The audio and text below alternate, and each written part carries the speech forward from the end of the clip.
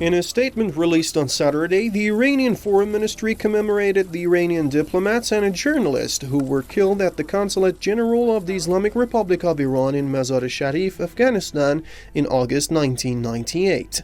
The Iranian Foreign Ministry condemned the terrorist attack, saying it was against all international laws and treaties. The body also announced that different aspects of the attack are required to be clarified, and this is a definite demand of the government and people of Iran.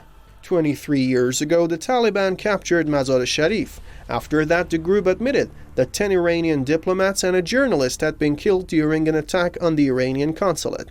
The Taliban spokesman said the Iranians had been killed by renegade forces who had acted without orders. Furthermore, the ministry reiterated its call on all parties to the war in Afghanistan to end the conflict and seek a solution in the negotiations. That's while the UN Special Envoy for Afghanistan has warned that the country is heading toward a, quote, catastrophe. In the past weeks, the war in Afghanistan has entered a new, deadlier, and more destructive phase.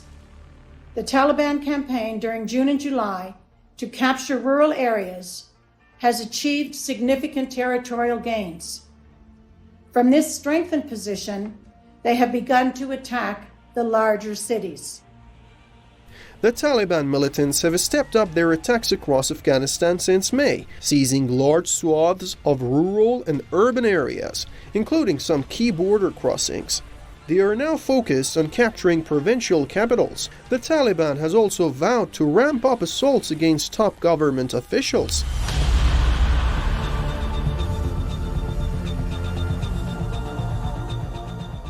The US B-52 bombers and Spectre gunships have reportedly targeted Taliban positions in northern Afghanistan.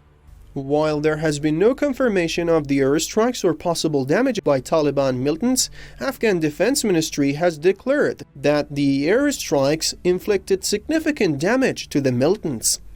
The deployment of American bombers and gunships further highlights the degree of dependency of Afghan forces on US military support.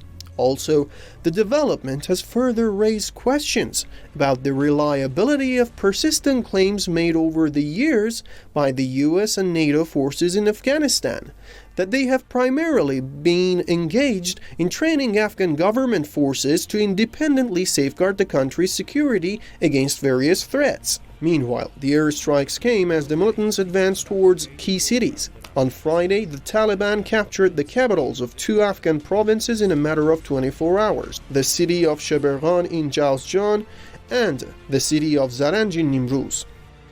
Of course, the Taliban cannot be expected to provide security to the embassies and diplomats of other countries.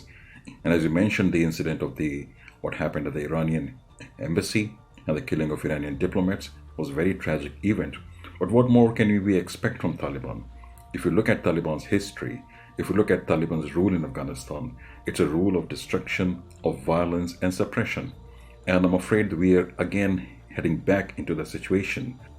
Taliban militants have continued their offensives and are taking over all Afghanistan. Also, more than 1,000 Afghan civilians have been killed in the past month. This clearly contradicts the group's claims about being committed to a peace process or a political settlement.